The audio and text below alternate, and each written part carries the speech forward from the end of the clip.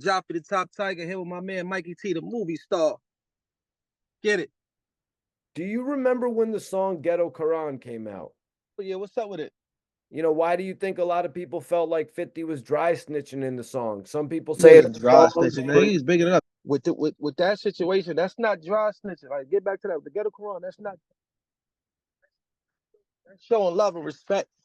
You shouting out names. You not telling them like most of that shit was old. A lot of people was already did what they did already. They was in jail or they was out of jail. He ain't say nothing crazy. He was showing love. He was bigging them up. I don't see where that was dry snitching at.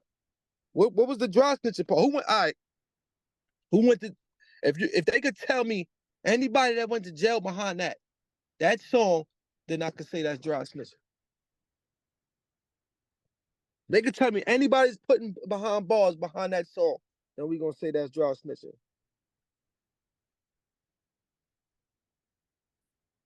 That ain't dry snitching, bro. That's showing love. That's shouting out your peers and people that you watch coming up, and you bigging them up. That ain't no snitching shit. Niggas is people be crazy with this corny shit they be having. They narratives and they way they thinking and saying shit. That's corny. Ain't no way in the world that's dry snitching, homie. I actually had Bimmy on the show, and I asked Bimmy if he felt like that was a song that was a snitching record when he actually mentioned Bimmy. Like I asked Yeah. Bimmy if he felt like at that point in time, if it was implicating him in any way, and he said the same as you. It was a record just shouting everyone out. Yeah, he's showing love, man. That record was a dope record to this day. It's fire.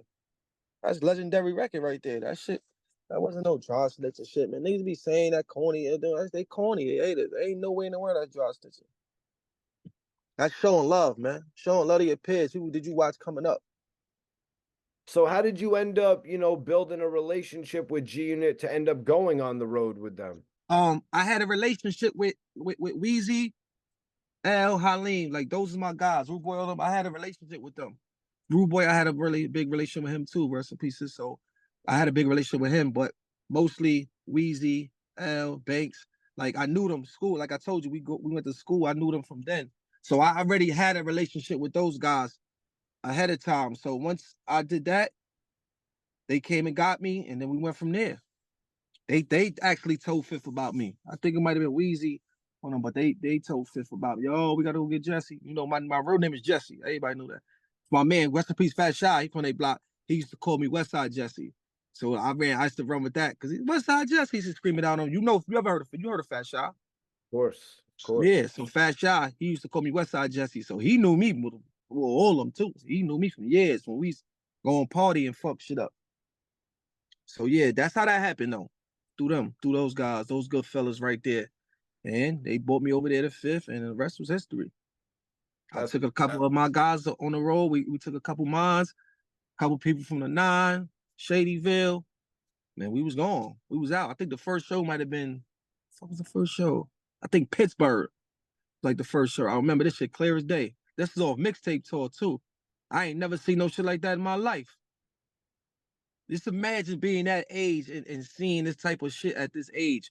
Like this shit is intriguing. You see what I'm saying? nice. I ain't never seen no shit like that. We go there, there's thousands of people and all that. I'm like, nah, they here for Fifth. They here for the all off a mixtape tour.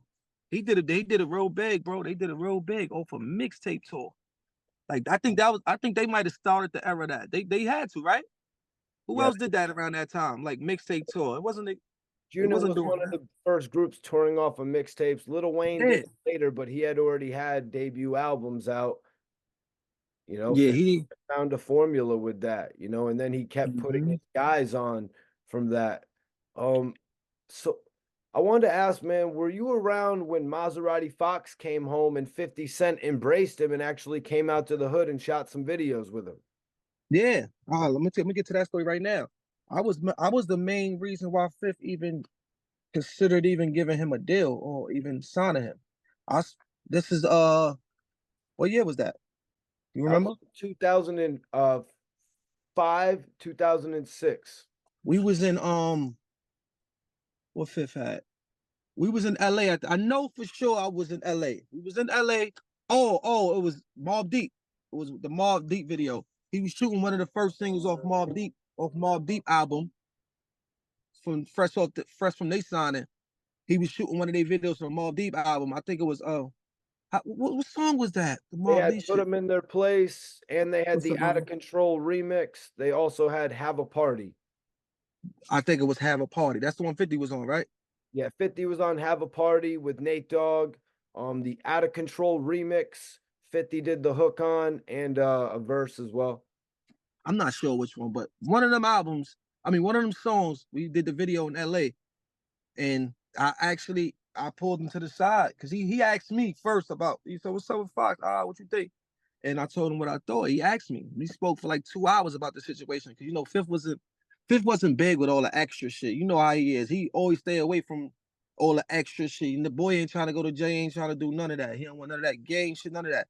So he asked me though, yo, what you think? And I told him I think it would be a good idea because the type of person FO was in the streets. That'd be a good look. The right people around him, the right music, that should do big things for him. You know what I'm saying? He took that shit into consideration. We talked for like an hour or two. That night, I think we came back like a day later, 2 days later. That like 2 days later, he pulled up. He went down the block, and that's when history was made. Then he went and pulled up on Fox or down there on 118. Took a picture with him in the yard and all that. The rest was history. That was my doing. That was all me right there. I got FO that situation with Fifth. That's a fact. I spoke to Fifth for over an hour behind that. Word. He went and did it. Yep, I remember 50 pulling back out there to go work with Fox, and it looked like that was going to be the new street signing after Banks and Buck took off on industry level, and he was working with, as you said, Mobb Deep, and he had MOP. Maserati Fox was going to be that new street signing. Did Fox and 50 and y'all have a prior relationship like when y'all was younger? Them niggas is older than me, so I'm Fifth knew FO before. He ain't know FO before me, but he knew FO he know him from around. They know each other. They had in interactions and shit together. So yeah, he knew him. He knew him. They knew each other. So that's basically what that was about. You know what I'm saying, he just wanted to make sure shit was gonna go smooth and everybody was on the same page and they was on the time and he was on. He was Fifth, tell you straight up, listen, we ain't doing this and we ain't doing that. This is what I'm trying to do. And he did it. FO was right there. He fucked up that situation. Bro, he was right there. What did go wrong with the Maserati Fox? Like, what went wrong with Maserati Fox's situation with G-Unit, in your opinion, in your eyes? It was something with money, like with his signing. I think it was like he was getting some type of money from the label, but I think he wanted it at a certain time. You know how that shit is. When you got some people be wanting the money, nigga, like he was moving too fast. You know what I'm saying? Type shit and scared the people off. I heard. So that's what fucked up that bag. So Fifth don't like that. That's bad business. He fucked that situation up. Word. That situation was he was giving him a deal. Well, he got the deal. It was something about the money. I guess he wanted the money. He wanted the money right then and there. Some situation. It was a waiting process. Nigga ain't want to wait. I heard he went, did whatever he did, and then them people backed out. When them people backed out, fucked up the whole bag. So now you fucking up your bag and you fucking up 50 bag. You know what I'm saying? You fucking up your bag and you fucking up 50 bag. That shit went wrong. And once that went wrong, it was over. Fifth ain't doing it. Bad business, he ain't doing it. That nigga FO crazy. That's my dog. That nigga couldn't wait.